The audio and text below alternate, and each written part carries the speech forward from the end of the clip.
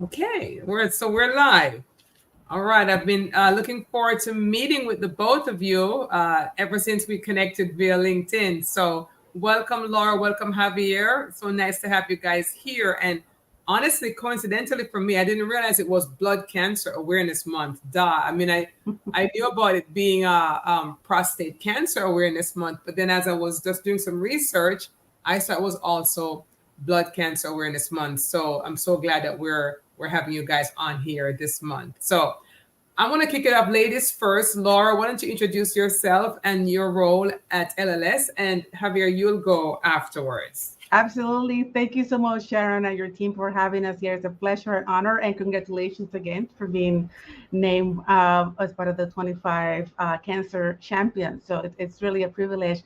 My name is Laura Ortiz-Ravick. I am the Director of Outreach and Health Promotion at the Leukemia Lymphoma Society. And basically, what I do is to oversee all the national initiatives designed to serve, support, and educate underserved populations impacted by a blood cancer.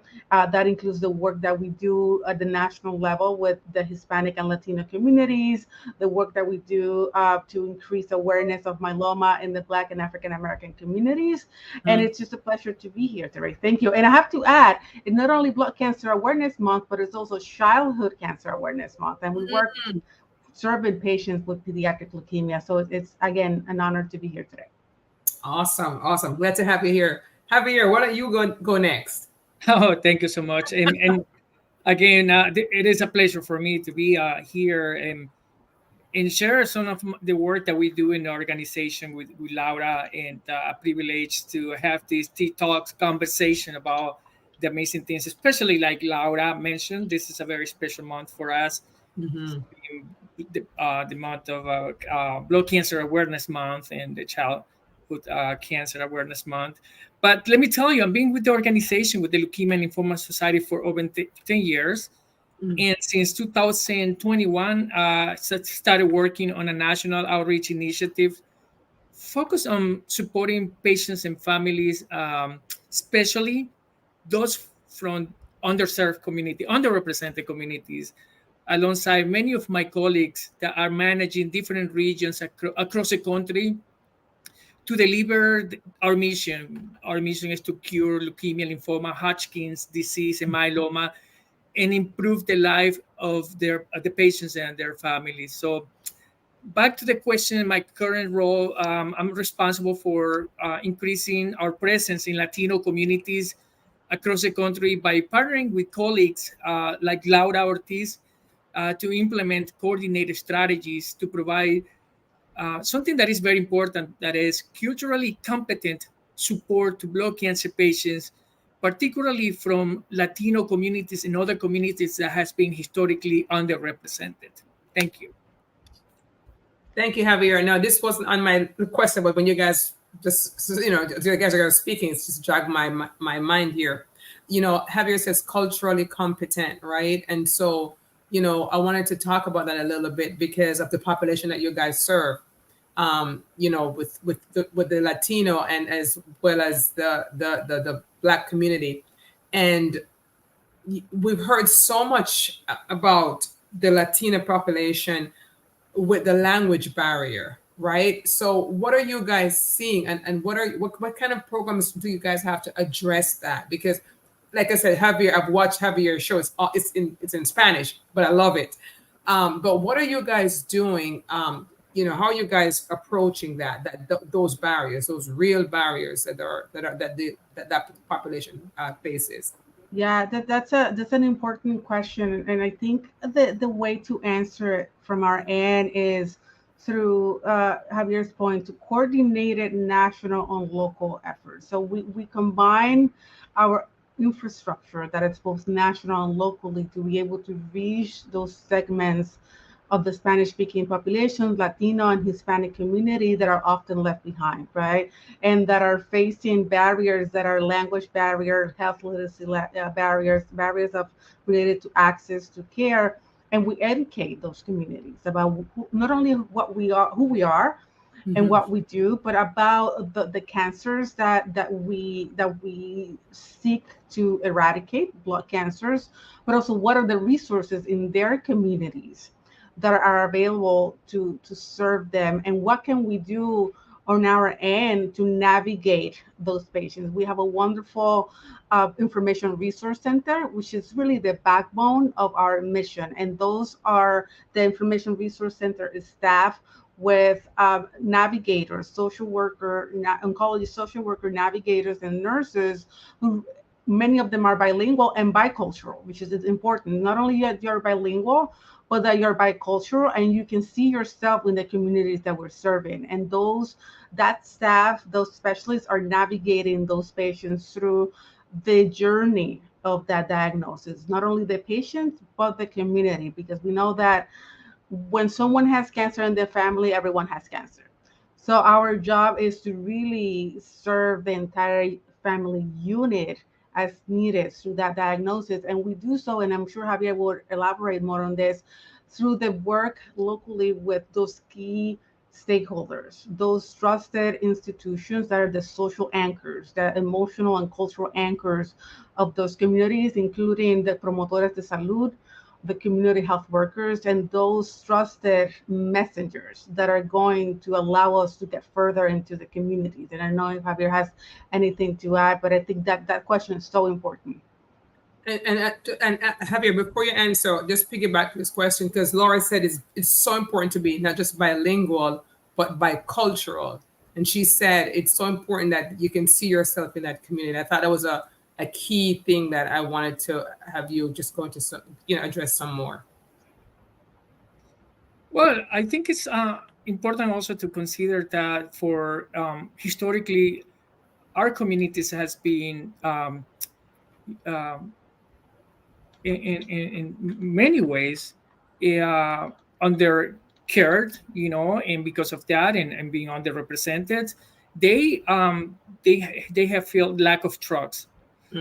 Lack of trust on multiple layers in society, right? And building the trust, building that connection with the community, it takes time. And also it takes, like Laura mentioned, finding those community brokers, those influencers that are embedded in the community that can help us to understand by having conversations of what's happening. What are their challenges? What are the barriers to access an adequate care for their community, right? So it's important to have these conversations and also to come with a mentality that you're not there to tell people what they need to do. You're there to listen to them, right? You need to pay attention about their needs because we have all the information, we have all the knowledge, but we sometimes fail on listening and understanding how they want this information, these services to be delivered. And that goes again back to culturally understanding, working with those key stakeholders, keep those community brokers, those faith leaders, those movers and shakers in the communities are important in companionship with the healthcare professionals, with those that are trying to deliver the information and the healthcare that sometimes it's hard to reach, those underserved communities. Yeah, Javier, you actually answered a question I was going to ask by mentioning that you guys, some of your community brokers are church, because I know in the Black community, a lot of it is church, right? We go through the church community, so I think it's similar there. So my next question is, how does LLS work to address, right? We talk about these disparities and promote health equity. So you guys just mentioned about working through these community brokers. That's kind of like your main way, right? Yeah. No, I was just going to add that that in addition to our network of patient and community outreach managers across the country, they're the ones who really are enforcing and executing that outreach locally, which is so important, right? I think that the needle moves locally at the ground level where those communities are. I'm glad you guys have that approach. I think it's the best approach to work within where the people are. Javier mentioned the distrust, right? So when you can work within the community who they already trust, I mean, it's just a lot more effective. There's a lot of questions coming in on the side, so I'm going to take some of these questions and then come back to my questions. Let me put some of them up here. All right. So question 1, what are some of the LLS resources that are aimed specifically at advancing health equity for patients across the range of blood cancers? So we have, in terms of resources, we have a wide array of resources from, like I mentioned before, our Information Resource Center, who not only navigate patients through our own internal programs and services, but really connects patients and families to and refers them to services that are outside the scope of what we can provide. And that's so important, because some patients come to us with so many needs and so many issues that some are related to the cancer diagnosis and some are not. Some are just simply exacerbated by the fact that they have cancer. And our Information Resource Center, what they do is really, like I said at the beginning, just hold that hand of that patient through that process and connect patients to a second opinion, to so many other resources that are needed. We also provide education and psychosocial support, right? We also provide financial aid for those patients who are eligible. We also, on our research side, do research to help really understand what are some of those factors associated with health equity. So it's more of a wraparound approach to advancing health equity that starts on the ground with education in person to those communities, education virtually, education through social media channels. And we know that so many of our patients in underserved communities, they go to Facebook, they get some of their information on Facebook on their cell phone. So why can't we be an entity that of credibility within the blood cancer space, that we can provide information that is evidence-based, that is through a provider that can identify with those communities so that they can learn to trust LLS as a reliable source of blood cancer information. So we utilize Facebook as a way to galvanize the power of social media and get to those communities. So the way that we provide, or we try to foster health equity in the blood cancer space, is through multiple channels, some of which are through those resources, through education, and through research, and through public policy. I think public policy is a huge vehicle, and we have a robust public policy office that what it does is it really push a legislative agenda that is going to advance and make sustainable changes in the policy space that is going to be changing the lives of blood cancer patients and many cancer patients in general. So we've been hearing a lot about health equity, health disparities, etc. Right? But it's kind of like we were part of that Cancer 25, and we saw some other folks doing great work. And sometimes, though, I think it's misunderstood. Just like with DEI, it can be misunderstood. So my question, for you guys, and this is, just from my heart as a Black survivor myself, with all of the work that you guys are doing, are you seeing it making a difference? And I'm just really just being honest, because I think sometimes we have to work so hard to make the case for health equity, for the work that we're doing, for the work that you're doing, for it to be almost understood by the population at large why it's important. So with the work that you're doing, and Laurie just mentioned a bunch of stuff that you guys are doing. Are you seeing the impact in the community that you serve? Are you seeing it's making a difference? Are you seeing more people getting the help that they need, getting a better understanding, trusting the system more? Are we moving the needle on it?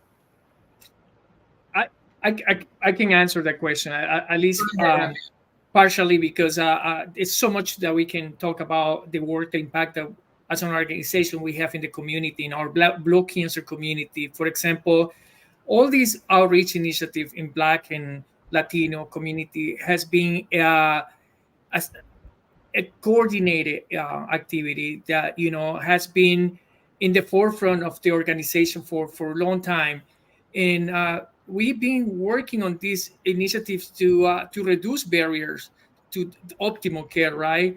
Mhm. And we have been working, we've been engaging with the community, and that's one of the I would say the how we look at our impact, the Yeah. engagement that we have in the community, how the community is accepting us as another member of the community, so they can access our information, they can access our resources, they can come to our educational programs and support all the initiative of LLS. Because besides providing all these amazing resources that Laura mentioned, by the way, these are free resources, patients also get education about how they can access resources from other places in their community through our IRC, for example. All these efforts are providing more dedicated and more custom-made resources and services to communities. And we work also with advisors. We work with local advisors, again, those key stakeholders, those community brokers that help us to identify needs and then adapt ourselves locally to the needs that exist in those particular communities. So we also are building a volunteer infrastructure that will help us to be more on those communities. We are working on having the foot on the ground, Yeah. the people that needs to be at churches, the people that needs to be health fairs and all the other community activities, providing these free resources and guiding, helping those that needs assistance, those blood cancer patients and their families and survivors to the correct places. So those are one of the many things that we've seen changing in the way that we deliver optimal care to our patients. Yeah, and I would add, I think what Javier, I could not agree more with what Javier said, and it takes time, Sharon, Mhm. as you know, right? This Yes. doesn't happen overnight, so it takes Absolutely. a lot of commitment from our staff, a lot of commitment from our leadership, a lot of dedication all around to get to those communities, to get to allow time for trust built, to that trust building process, right? Mhm. So if they're never heard of you, they're gonna doubt who you are, what we do. Are you gonna come with your agenda? What are you gonna get from me that is going to benefit you instead of the other way around, right? So it takes time to lay that groundwork to allow those communities to be able to see themselves in the work that you do, and to not only reach patients, which is your original questions. Yes, we're seeing the impact in the engagement of patients and families, but also the impact in the engagement of the community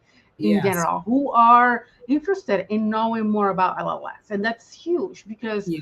if they don't have a personal connection with LLS, they might know someone who does. So they're gonna then say, "Oh, you know what? I saw a Facebook Live, or I went to a church event, or I went to an event at a food pantry, and I saw people from LLS talking and in Spanish, if it's in the Latino community, or in English, and I think they can help you."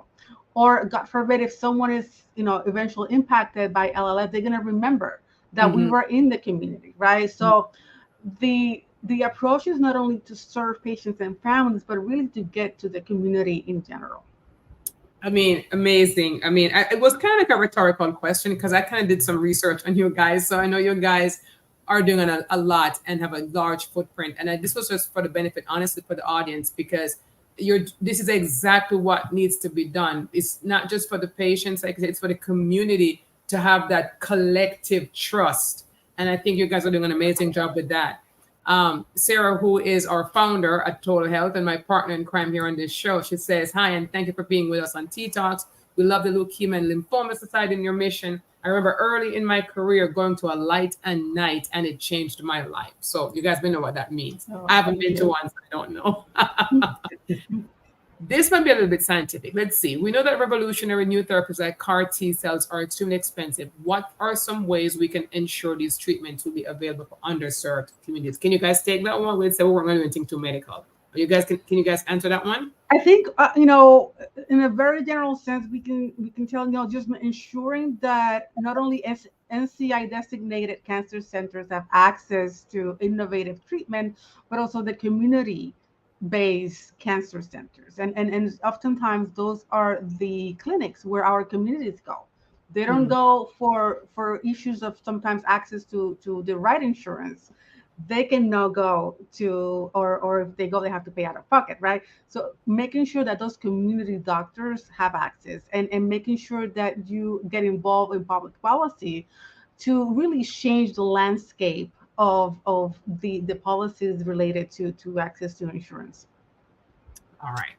Yes, Jennifer, I go wanted ahead. to add a little bit about even the resources that we offer for patients. We have resources that help patients that are going through CAR-T therapies with travel assistance. These are patients that can apply for these services. We have a $2,500 grant that patients can use for treatment-related transportation and lodging expenses that, for those patients that are receiving CAR T cell therapy as a standard, or either like a standard treatment, or they are on a clinical trial basis. So, that's another way we can help our patients. All right. Thank I you, think Javier. I think we answered this question already. What strategies or programs have you seen be successful in gaining trust? I think we answered that when we talk about just getting into the community and just really networking there. Where do you think the greatest need is for better health equity in the blood cancers? Screening, treatment, or survivorship?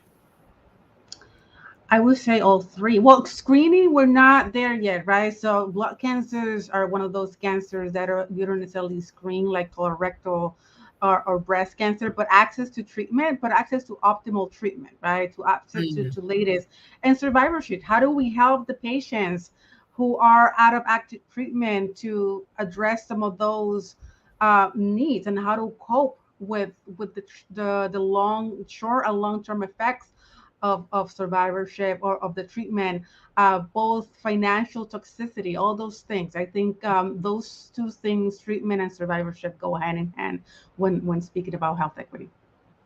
Okay, some more questions here. So what are the future goals and plans for continuing this important work in health equity for a Spanish-speaking community impacted by blood cancers? I mean, I guess you guys are here to stay, right?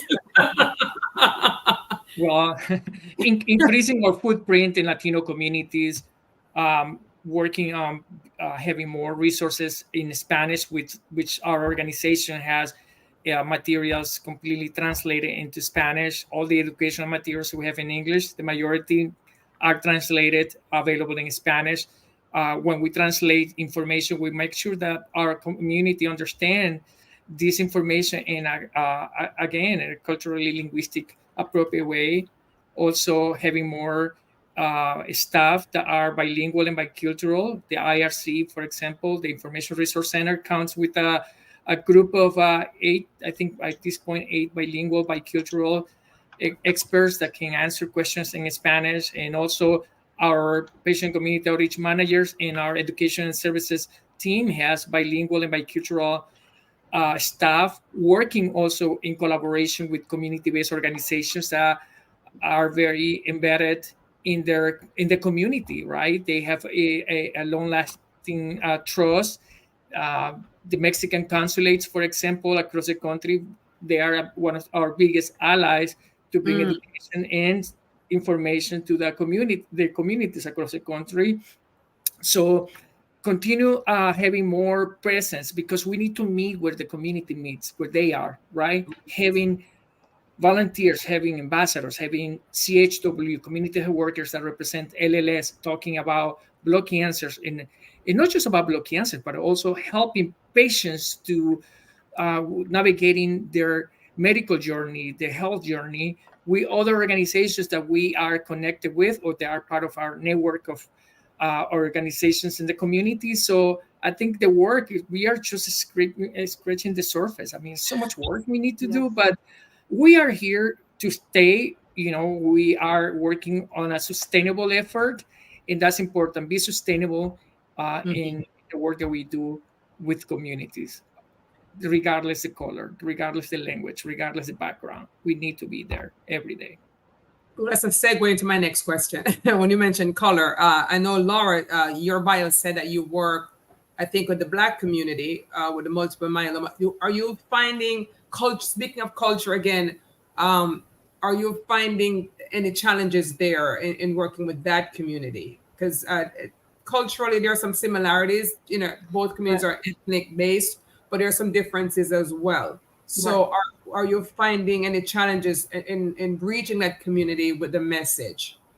You know what? It's a great question, and thank you for asking that, because it is true. I mean, these are both the Spanish-speaking community, Latino and Hispanic, and the Black and African American community are historically medically underserved communities, but they're different communities. We cannot lump them on in one bucket and think that they're all the same, right? We have to serve the communities in a way that we understand what their specific needs are. Right. And I think that's the biggest challenge, is us understanding what are those specific challenges that these communities are facing. And we have a team, again, the team of patient and community outreach managers. I have a team of national community outreach managers that are dedicated to serving the community. One of whom is actually a myeloma survivor himself.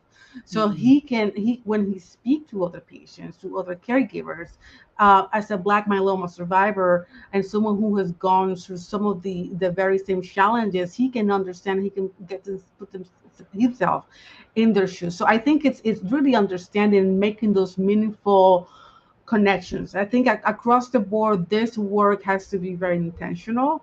Yes. And it cannot be transactional, right? It cannot be a one-off. You cannot be checking up the boxes, moving up, making your numbers. That is not going to work here, right? It has to be very intentional. It has to come from the heart. And how you have to feel it has to be personal to you. And when I say personal, it's not that you have to be a survivor yourself or a person of color, but you have to really understand the need for this work. And I think one of the silver linings of COVID, if you can say it that way, is that people have a better understanding now of what health equity is and the importance of health equity to ensure the well-being of your fellow human being. I think that was an abstract concept before COVID. It was perhaps well understood for the three of us and the people that have dedicated their lives to this work, but not to the general community. And I think, going back to your original question, I think the challenges are in understanding the very specific needs of those populations and working towards addressing those needs in a very intentional way. I love what you said, Laura. It's not a transaction, right? It cannot be transactional. It has to be. It has to be almost heartfelt, almost like a calling, almost like a mission. Yes.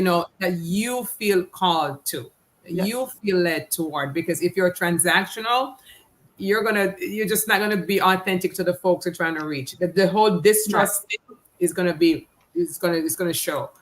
Long one here. When I spoke in Puerto Rico on disparities, I was so surprised to see that the U.S. Census places all people of Hispanic origin into one category, without consideration that the cultures and genetics of these different people groups are as different as Black and white. For instance, Cuban, Dominican, Mexican, Brazilian, Puerto Rican, European, Spaniards, all in a single category. This makes it very difficult for population health data and initiatives to really teach communities. Does LLS, and I don't know what the rest of her comments are.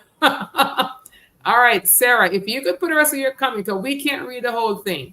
It says, does LLS, and it stopped there.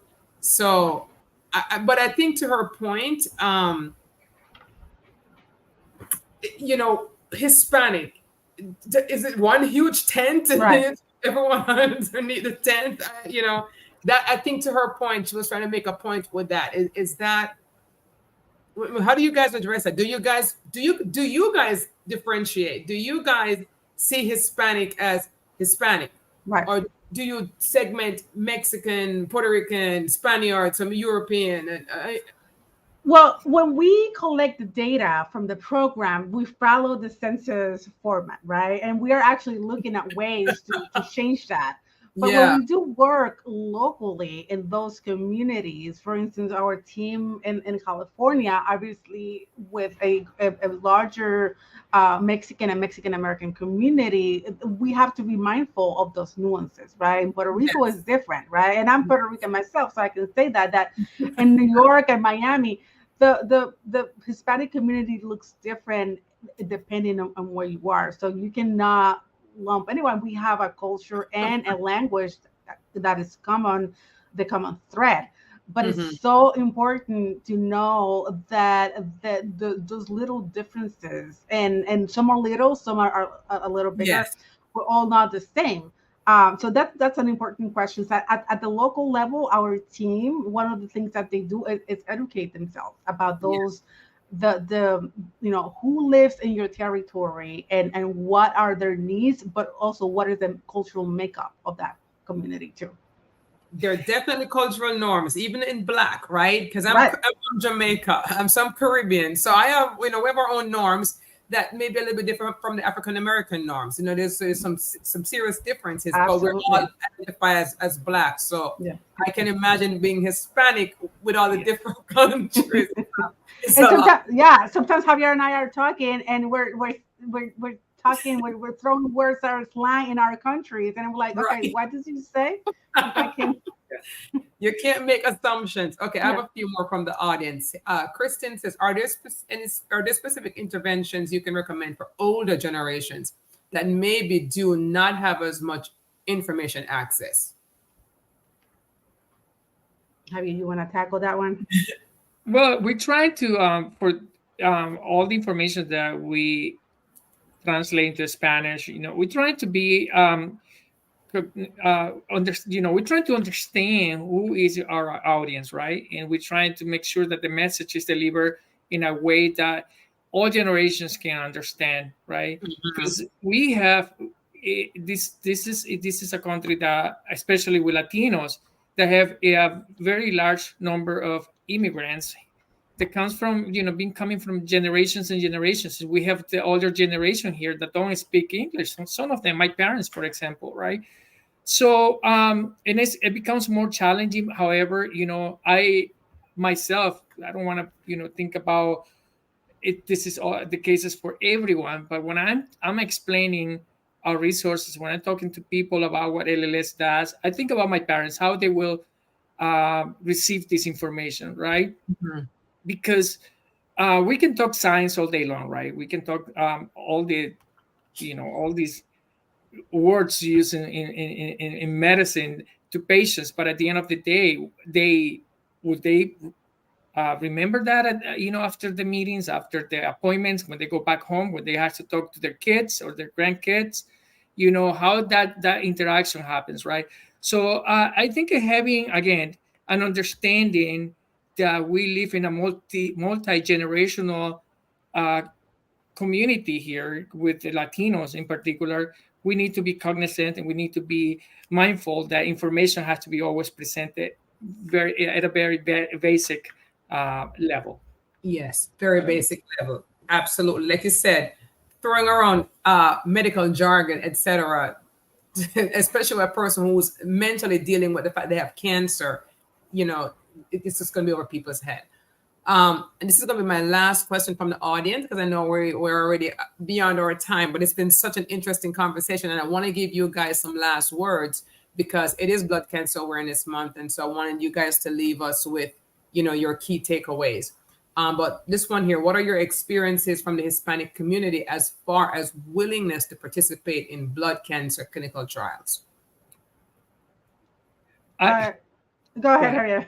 I was just saying that this is the reason why we are doing this work in the Latino communities, is to strengthen our organization's credibility so we can be the messengers. We can increase public understanding about the treatment options, in including the clinical trials, right?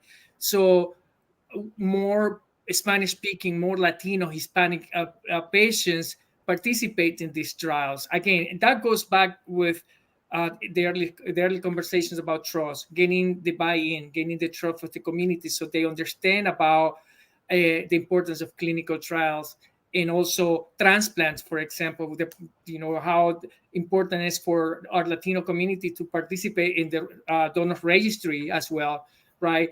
All of this is important, but all of this is only achieved by gaining trust in the community. That's our work, our efforts. Laura, let's continue with the question.